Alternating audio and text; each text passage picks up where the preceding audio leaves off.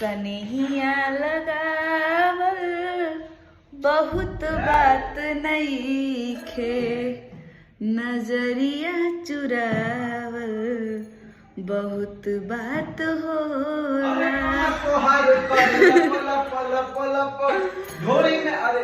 समझे न पौनी तहर असली इरादा, रूपवा के जाल में धरा गईनी दादा। केहू के रोआवल बहुत बात नइखे, रोआ के हंसावल बहुत बात होला। नजरिया चुरावल बहुत बात नइखे, नजरिया मिलावल बहुत बात होला।